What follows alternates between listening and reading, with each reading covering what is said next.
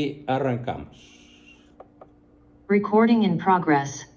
Muy bien, pues de acuerdo a nuestro programa, hemos estado explicando algunos prolegómenos, algunas introducciones a la enorme importancia que tiene estructurar nuestro tiempo con una agenda, pero ya empezamos a ver los diferentes tipos, las diferentes maneras mediante las cuales nuestro tiempo, único recurso natural no renovable, tempus fugit, decían los viejos latinos. El tiempo huye, está en fuga y nadie lo puede alcanzar, ¿sí? Entonces, vamos a ver ahora, en la lista ya vimos los rituales, que tienen la enorme desventaja de ritualizar las relaciones y quitarles su sentido profundo. Y su única ganancia es que nos permiten ahorrar tiempo.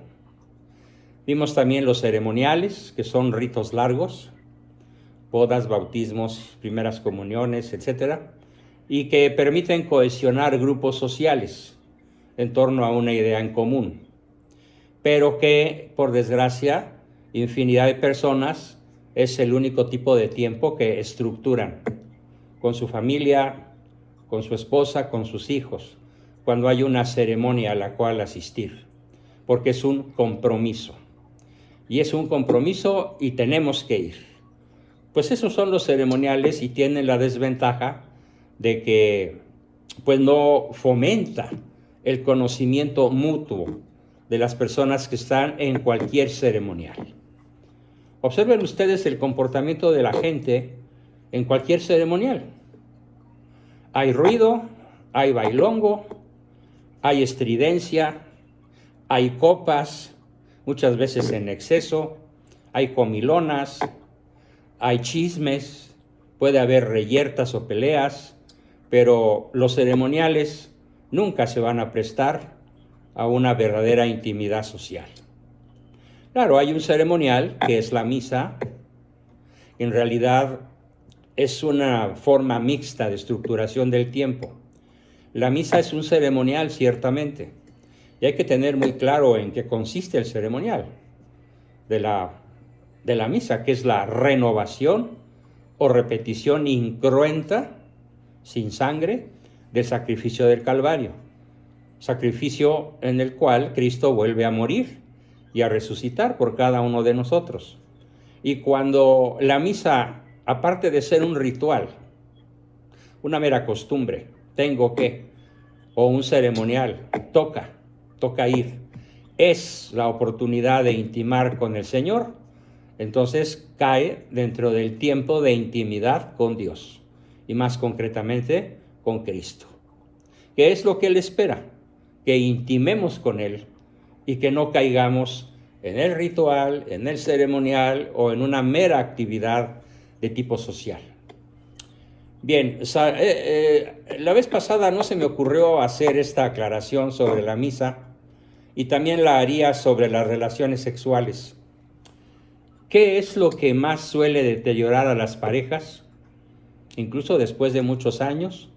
La ritualización, a la cual se le quita su contenido de ternura, de delicadeza, de caballerosidad, de femineidad también, correspondiente a la caballerosidad, y se vuelve un mero acto fisiológico, en el cual se pierde la calidad de la relación, y entonces la pareja queda expuesta a la invasión de formas de estructuración del tiempo que ya son destructivas, que ya son provocadoras de ansiedad, de ruptura, de separación y aun de divorcio. Así que hay que tener mucho cuidado de que ni nuestra misa dominical o diaria, nuestra comunión, nuestra confesión, hay que evitar que se ritualicen o se vuelvan meros ceremoniales. Y también hay que evitarlo respecto de la relación sexual con nuestra pareja, si es que todavía estamos en edad de tenerla.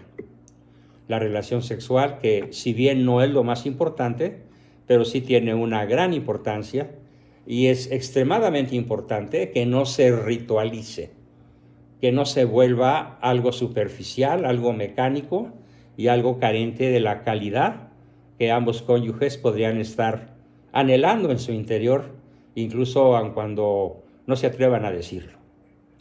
Bien, hoy vamos a ver dentro de nuestra lista la tercera forma de estructurar el tiempo. Esa tercera forma se llama actividades. Actividades. ¿Qué son las actividades? Bueno, no vamos a meterlo definido en la definición. Las actividades son acciones que están al servicio de la supervivencia y la salud, como el hecho, por ejemplo, de dormir es una actividad, ¿sí? El hecho de levantarnos es otra actividad, bañarnos, arreglarnos, transportarnos al trabajo es otra actividad. Ya en el momento que empezamos a trabajar, ya no son actividades, ya es trabajo, y hay que diferenciarlo. Las actividades no están remuneradas. Ninguna actividad tiene un emolumento, un salario, un sueldo, una prima, un bono por el hecho de ejecutarlas. Pero a cómo nos sirven, sobre todo si las realizamos sin exageración. Algo que he criticado mucho de unos años a la fecha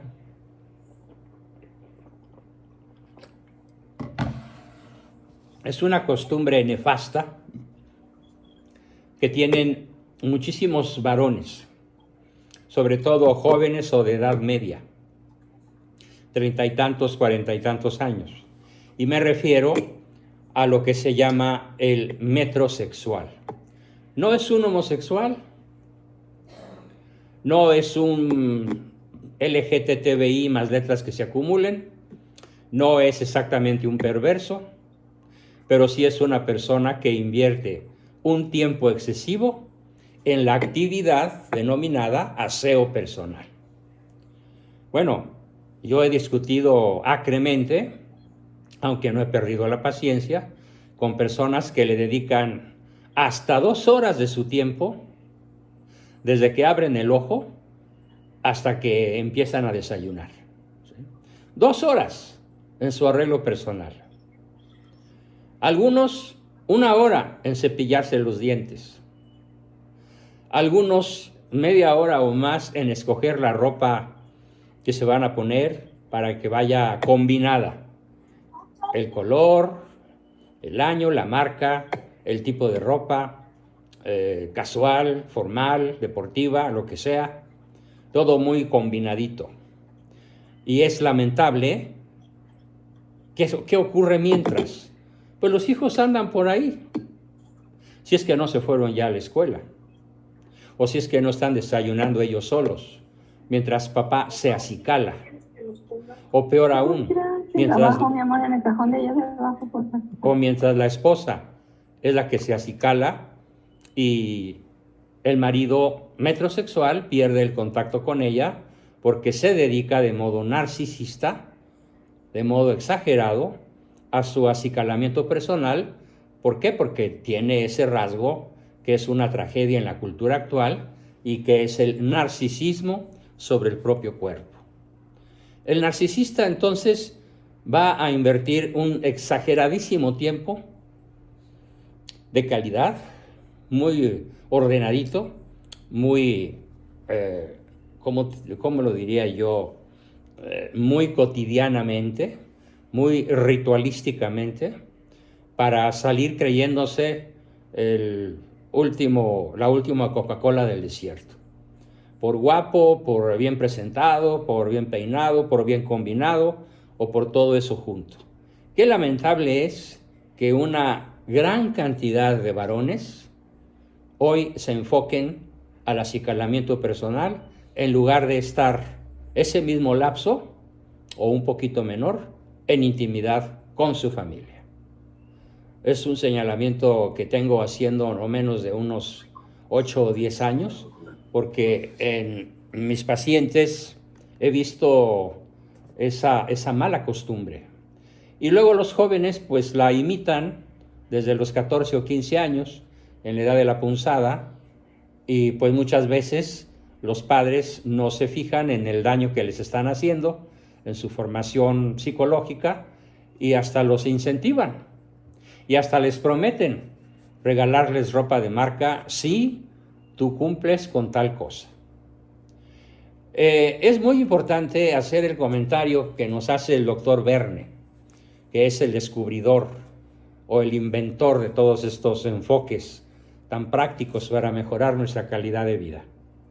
Dice el doctor Verne, las actividades consisten en un método corriente, conveniente, cómodo y utilitario para estructurar el tiempo, mediante un proyecto que se repite habitualmente para tratar con la realidad exterior, ¿sí? Nosotros consideramos que las actividades no son necesariamente trabajo.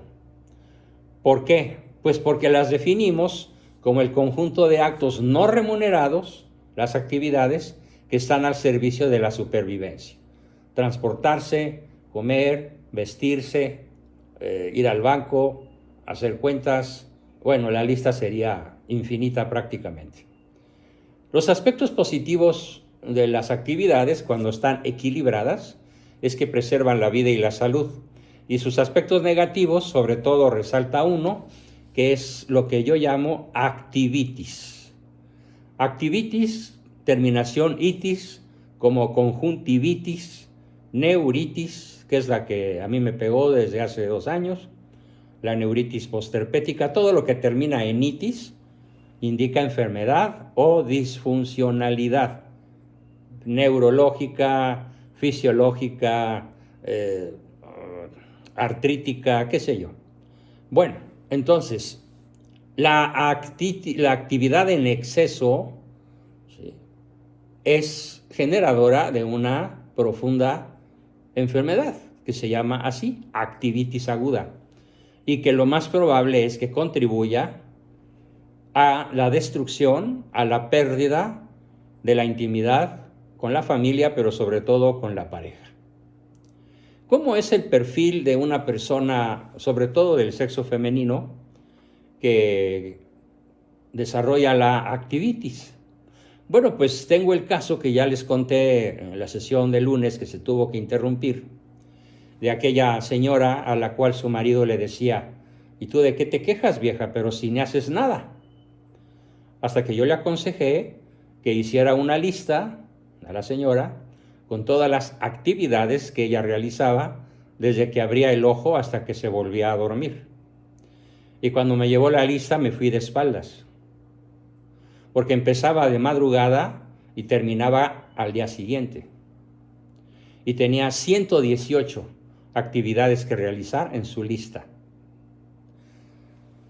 Se la mostré al marido y le dije, mire, usted ni hace nada. Aquí está la actividad que realiza su esposa, sobre la cual el único comentario que usted ha hecho en los últimos 10 o 15 años de vida conyugal es, pero ¿de qué te quejas si tú ni haces nada? El resultado final de la historia fue que él reconoció que era importante reconocer las actividades de su esposa, y ella reconoció que era muy importante disminuirlas a poco más de la mitad. Cuando ya la lista fue optimizada, pues quedaron alrededor de 61, 65 cuando mucho, y no solo no perdió nada, sino que la ganancia fue verdaderamente espectacular en términos de mejorar la calidad de su relación interpersonal. De aquí se deriva un consejo a todas las amas de casa que me estén escuchando. Revisa tus actividades con mucho espíritu crítico. Es probable que no tengas que barrer varias veces. Es probable que no tengas que planchar el mismo día toda la ropa. Es probable que no tengas que lavar, sacudir, acomodar la despensa varias veces al día porque ya te la desacomodaron. Es muy probable que multitud de las cosas que haces hoy puedas dejarlas de hacer para curarte, librarte de la enfermedad llamada activities. Tuve que silenciar a un perrito gritón que andaba por ahí. Bueno, por favor, cuando alguien se dé cuenta de que está su micrófono haciendo ruido, le suplico que tenga consideración con el grupo y apague su micrófono. Se lo pido cordialmente a todos.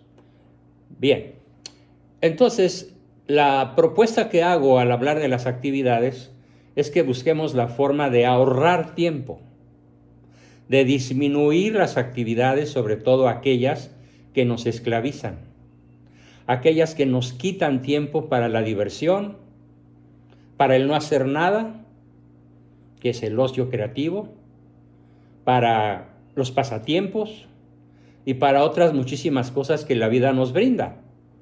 Pero es asombrosa la cantidad de amas de casa, sobre todo, que están sometidas a un activismo que ya no es activismo, sino activities.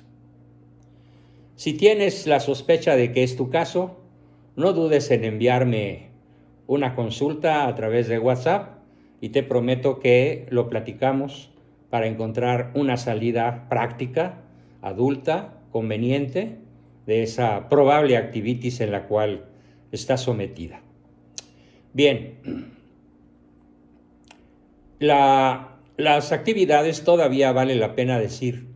Estas actividades, todas las actividades, que son muchísimas, ¿cuál es su lado flaco más importante? Su lado flaco es que no requieren compromiso interpersonal, aunque sí exigen más sentido de la realidad que los rituales y los ceremoniales. Nuestra cultura es una fábrica gigantesca de actividades patológico-destructivas, ¿sí? Voraces, insaciables, un tanto caníbales, que han perdido su ubicación dentro de la estructura equilibrada del tiempo y de los valores. Por supuesto, el delirio de actividades es una forma de aturdirse para evitar el enfrentamiento con la propia conciencia o con la pareja o con los hijos, y es también una forma de procurarse estímulos baratos que nos dan la sensación de estar vivos. Recuerden lo que decía yo hace un par de semanas. El baguette que se come, se empuja con una Coca-Cola, nos quita el hambre, pero no nos nutre. Mucho cuidado, pues, con las actividades, sobre todo cuando nos quitan tiempo para otras formas de estructuración del tiempo muchísimo más valiosas, muchísimo más generadoras de calidad de vida. Bien, después de las actividades, vamos a ver otra forma de estructuración del tiempo que se llama trabajo. La diferencia esencial entre actividades y trabajo es que las actividades, no están remuneradas.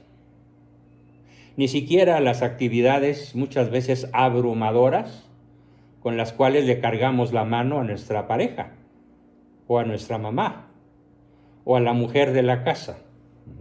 Es más, desde chiquillas luego las abuelitas dicen, ándale, prepárate para que seas una verdadera mujercita, ve a ayudarle a tu hermano. Cosa que nunca se le dice al hermano, para que ayude a la hermanita.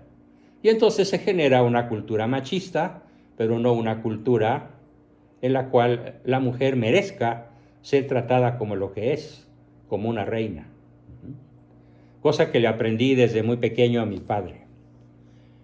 Bien, entonces el trabajo, a diferencia pues de las actividades, es que el trabajo sí está remunerado y se define como toda actividad remunerada por la producción, creación y comercialización de un bien o servicio.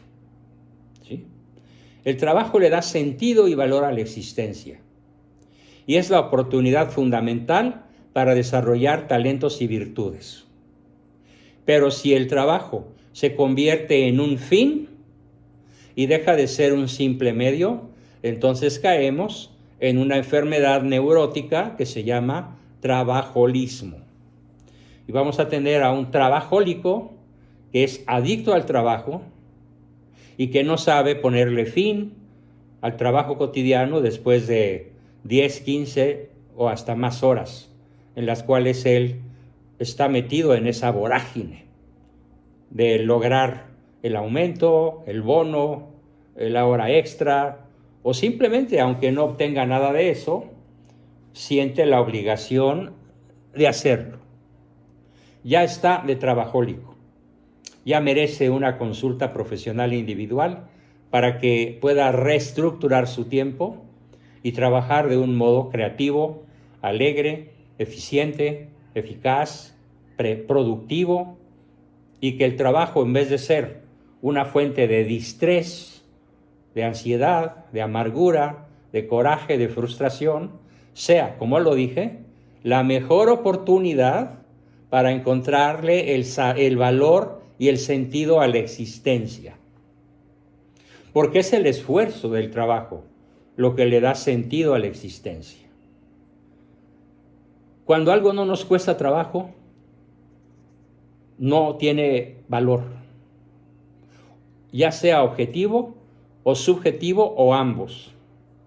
Para que a algo le reconozcamos valor, es que debió habernos costado un gran esfuerzo.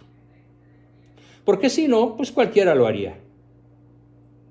Y eso es justamente lo que le da, pues, sentido al esfuerzo llamado trabajo. Sin embargo, una nota importante: el trabajo es un sistema de procedimientos que se emplean para dominar la realidad y que suponen una remuneración. El trabajo supone cierto nivel de especialización y requiere de una gran cantidad de energía psíquica canalizada por medio de las funciones del adulto racional.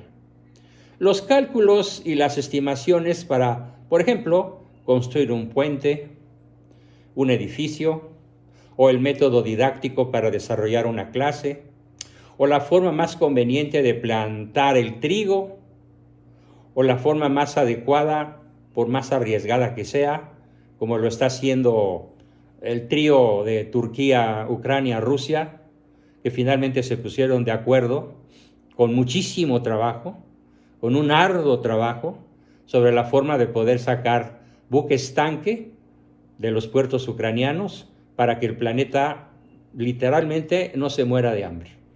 Se está evitando la hambruna con un trabajo verdaderamente asombroso que requirió el sacrificio, pues, de muchos entorchados militares o de muchas ventajas estratégicas, pero finalmente el trabajo de todas estas personas redituaron en que no habrá hambruna. Al menos la guerra no traerá esa brutal consecuencia, porque está saliendo en bastante cantidad y con bastante oportunidad gracias al trabajo de personas que se dedicaron, que se decidieron a hacerlo factible. Así de importante puede ser nuestro trabajo, aunque muchas veces no nos demos cuenta. Por ejemplo, yo difícilmente alcanzo a darme cuenta del impacto que logro en mi público. Y de pronto, con cierta frecuencia, incluso yo diría que hasta semanal, me sale por ahí una persona que me dice: no, Juan Bosco, es que desde que yo te empecé a seguir, logré tal cosa. No, bueno, ¿y desde cuánto hace que me estás siguiendo? No, pues 7 años, y no la conozco. No, pues fíjate que regresé con mi marido después de escuchar tu taller sobre lo que es el amor verdadero. O me convertí nuevamente a mi religión católica, que fue la heredada de mi familia, pero tus palabras me conmovieron suficientemente para poder ponerme a trabajar en la búsqueda de la verdad. Y aquí estoy de nuevo, orgullosamente católica. Bueno, eso es trabajo. Y eso le da sentido a la existencia de estas personas y, por supuesto, a la vida de un servidor. El sentido de la vida no se encuentra con la facturación,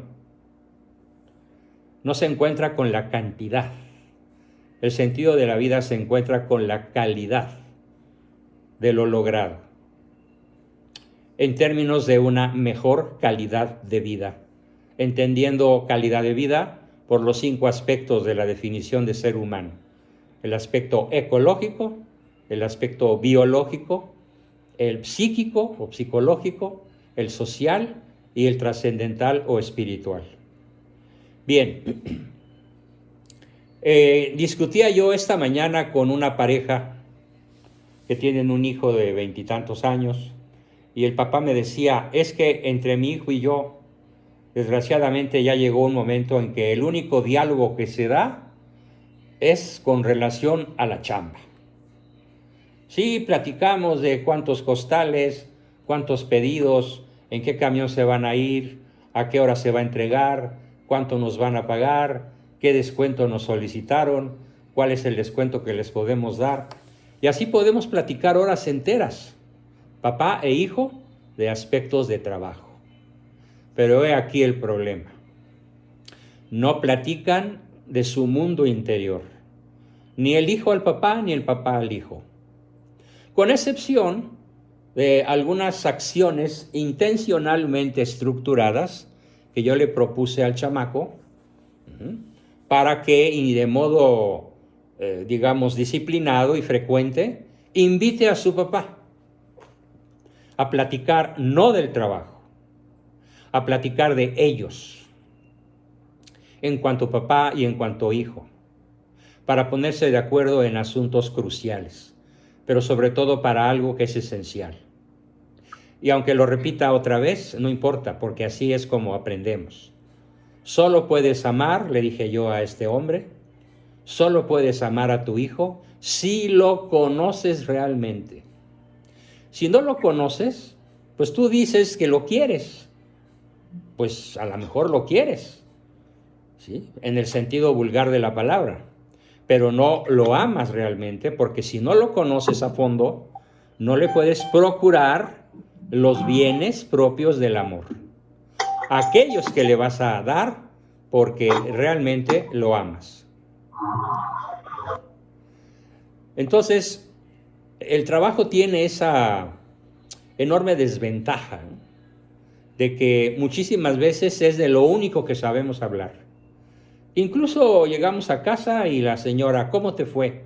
Y hablar del trabajo. No, espérame, ya no toca. Hay otras cosas, cuéntame de los niños, a ver que vengan. Vamos a jugar a la víbora de la mar, aunque sea aquí en la sala, si es que está lloviendo. Es decir, el papá que verdaderamente quiere elevar su calidad de vida, el marido, no llega al hogar a platicar del trabajo, a quejarse del trabajo. Llega a jugar con su familia, llega a orar con su familia, llega a intimar con su familia. Ya tenemos ahí 3 formas formidables de estructuración del tiempo que cada día están más abandonadas: el juego, la oración y la intimidad, ¿sí?, sobre los cuales hablaremos a continuación en un ratillo más. Entonces, vamos a hacer nuestro análisis de conciencia para ver si este virus letal, que no es el COVID y no es la viruela del mono, pero que es el trabajolismo, el workaholismo y la dependencia de este, hay que considerar si estamos nosotros estructurando el tiempo de tal manera que el trabajo invade, el trabajo explica y el trabajo es lo único de lo que podemos hablar con las personas que supuestamente amamos. No se asombren de que con el paso del tiempo ese amor que no lo fue se deteriore y hasta desaparezca y concluya con un civilizado divorcio. Bien, otra desventaja del trabajo es cuando el trabajador se va a su casa y entonces, o no se va a su casa, pero ¿cuáles son sus dichos tradicionales? Al menos en este país, en esta cultura. Pues voy a citar unos 4 o 5 de los que más he coleccionado por ahí en el tratamiento y el diagnóstico de personas que han acudido a mí para evitar el desastre que implica un divorcio. Bueno, pues lo acostumbrado dentro del trabajo o dentro de la familia es expresar frases como estas: no me molestes nunca en mi trabajo, no me hables a mi trabajo, Ya sabes que me molesta que me hables cuando estoy trabajando. Otra, tengo mucho trabajo, vieja, así vieja. No es mi manera de referirme a mi esposa, por supuesto, pero sí la manera de referirse a la señora de la inmensa mayoría de los señores. Vieja, no me esperes, tengo mucha chamba, no podré ir a comer o ni a cenar, ¿sí? Es más, no me esperes, me voy de viaje, pero hay que ver a dónde se fue de viaje, ¿sí? Estoy agotado de tanto trabajar. ¿Cómo es posible que aún quieras que platiquemos después de un día agotador? Otra, si no fuera porque trabajo como un burro, ustedes no tendrían ni qué comer. Y entonces el marido, el papá, se presenta como un héroe salvador, cuando en realidad los niños le podrían decir: papá, nosotros no te pedimos que nos trajeras. Sé congruente. Si ya nos trajiste, a trabajar se ha dicho, para pagar pantalones, zapatos, colegiaturas, accidentes, medicinas, escuela, qué sé yo, ¿sí? Entonces, tengo que conseguirme otro empleo para poder pagar las letras del coche nuevo. Y yo le pregunto: ¿y para qué te compraste un coche nuevo si sabías que se te iba a atorar el pago de las letras? Otra, eres tan mala conmigo que mi único refugio es el trabajo. Trabajar es una maldición, pero ya ni llorar es bueno. En el trabajo me refugio y me siento a salvo de tus ataques, vieja. Si no fuera por estos momentos, se refiere a la cobranza, los días de quincena, ya estaría muerto. Y así muchísimas cosas más que nos dan la idea de que el mexicano en general no ha comprendido lo que verdaderamente es el trabajo. Lo resumo. La oportunidad divina dada por Dios de completar la obra de la creación. Literalmente, así es. Los que trabajamos con amor por lo que hacemos, estamos completando la obra de la creación. Trabajar con esfuerzo le da sentido a la existencia. Es el esfuerzo lo que le da sentido a la vida y a la existencia. Y además, trabajar nos da la oportunidad de conocer y desarrollar talentos, virtudes, disposiciones, habilidades que incluso no sabíamos que teníamos, pero que al trabajar tenemos la dicha invaluable de descubrirlos. Bien, eso es pues el trabajo.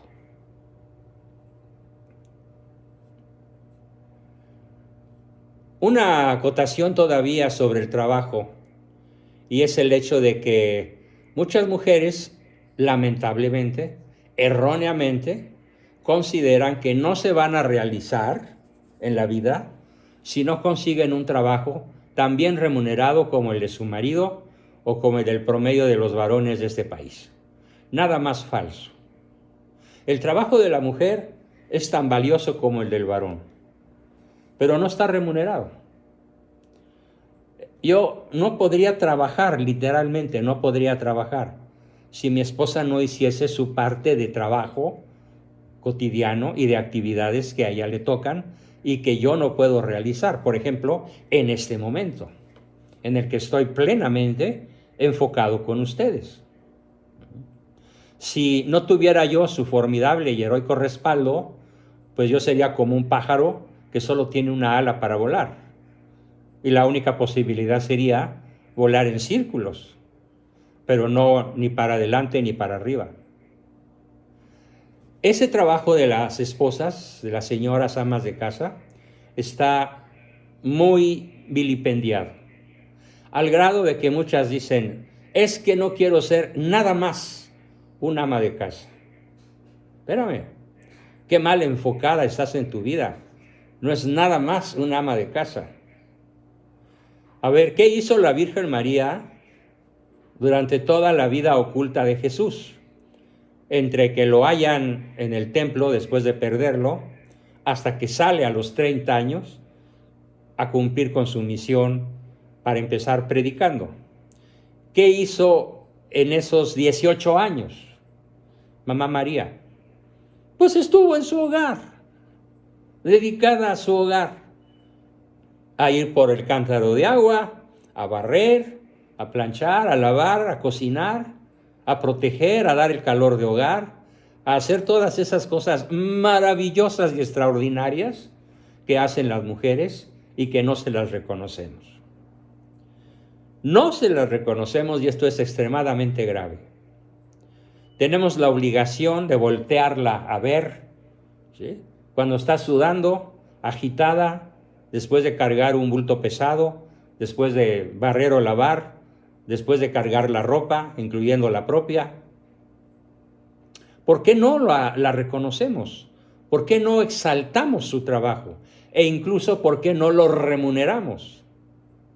No estoy diciendo que con un salario similar al mío, porque pues no habría economía que aguantara, pero sí de manera que ella sienta cierta remuneración justa. ¿Por qué no lo hacemos? Pues porque somos una sociedad profundamente machista y profundamente egoísta. Profundamente centrada en el mí, me, yo. Y absolutamente olvidada del tú, él, ustedes, vosotros. Se olvida a la segunda persona y no digamos a la tercera.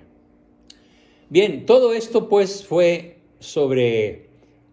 y una advertencia. También he visto que en muchísimas ocasiones la mujer que trabaja tiene que, y esto yo lo viví con Televisa, a la que ahora llamo Televisia o Telerisa, yo lo viví a unos metros de distancia, cuando las chicas de la escuela, de la academia para la actuación, tenían un dicho que era: si quiero posar ante la cámara, tengo que pasar primero a la recámara.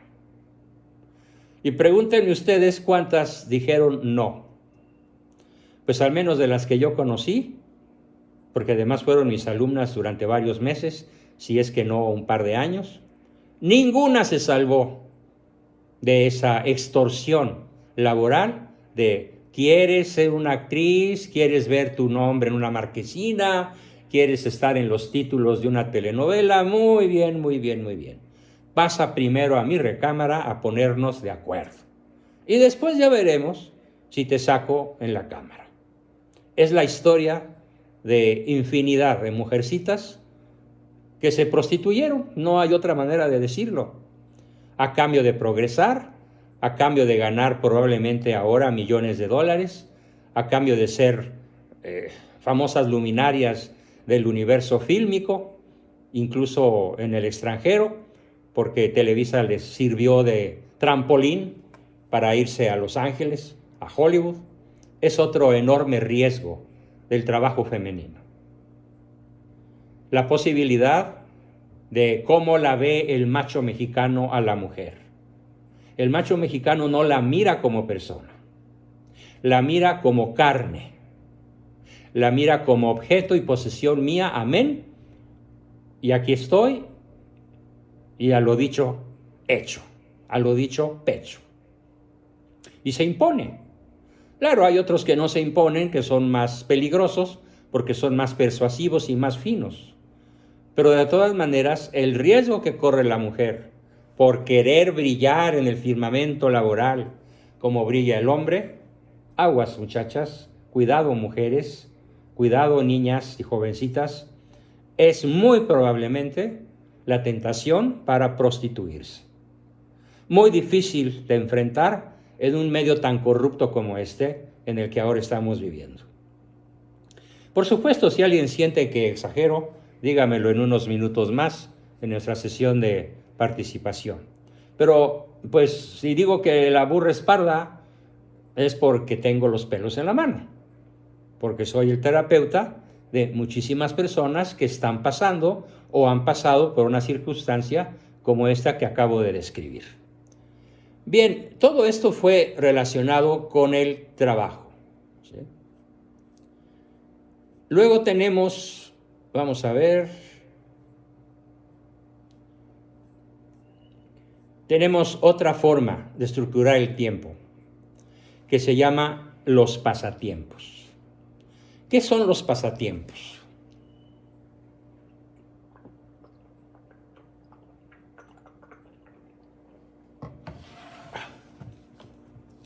Muy bien, los pasatiempos también son cierto tipo de actividades no remuneradas que implican un alto nivel de diversión, un alto nivel de disfrute, de alegría por hacer lo que se hace. Pintar, cantar, bailar, jugar fútbol, básquetbol, tenis, cualquier deporte, ser una corredora, un corredor, pero ojo, todo en el plano no profesional, en el plano amateur, en el plano aficionado. Porque si lo haces en forma profesional, entonces ya no se llama pasatiempo, entonces se llama trabajo. Y es absolutamente importante que todos los que estemos aquí, más todas las personas en las cuales podamos influir, ojalá puedan, quieran, sepan desarrollar ese tiempo maravilloso, extraordinario, que yo he bautizado con este nombre. Fíjense muy bien, el seguro de la salud mental. El seguro de la salud mental. Quien tiene uno o varios pasatiempos, difícilmente va a entrar en depresión. Difícilmente va a desarrollar un síndrome obsesivo compulsivo. Muy difícilmente va a entrar en defectos del carácter como son la furia, la ira, la agresividad no controladas, ¿sí? Que son propios de las personas que no tienen pasatiempos y que no saben qué hacer con su tiempo libre, más que pelear o reclamar, ¿sí? u ofender. O como lo dije, desarrollar juegos psicológicos, que son una de las formas más letales de la estructuración del tiempo, porque no tienen una actividad productiva, creativa, que requiere tiempo, dinero y esfuerzo, pero que no está remunerada y que se llama pasatiempos. Yo en lo personal tengo varios. Uno de ellos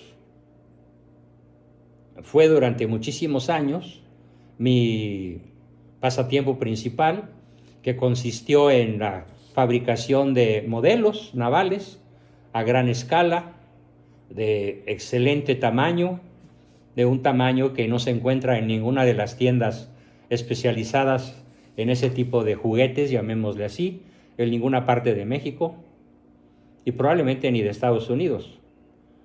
Entonces la recreación de navíos del siglo XVI a escala precisa, utilizando metales, maderas preciosas e infinidad de elementos. Mientras no estuve enfermo, y ya voy para el año que entra 3 años, en donde he perdido cierta habilidad manual, pero le dio muchísimo sentido a mi vida durante muchísimos años, ese equilibrio que da el pasatiempo, que es una actividad no remunerada, muy divertida, muy creativa, que permite desarrollar grandes habilidades, talentos, conocimientos, etcétera, es algo que recomiendo muchísimo. Otro gran pasatiempo es la jardinería. Cultivar, en mi caso, cactus. Los cactus son muy agradecidos.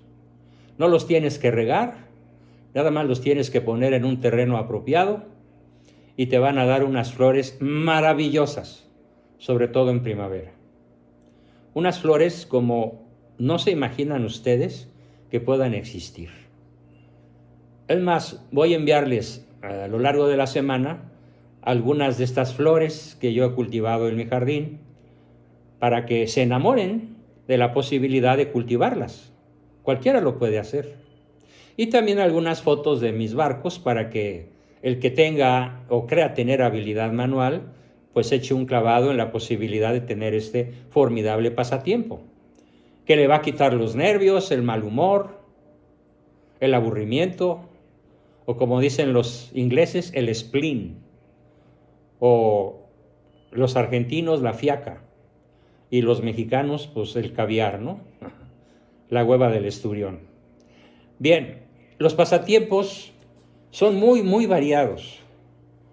En el momento en el cual un pasatiempo empieza a ser remunerado, ya no es un pasatiempo.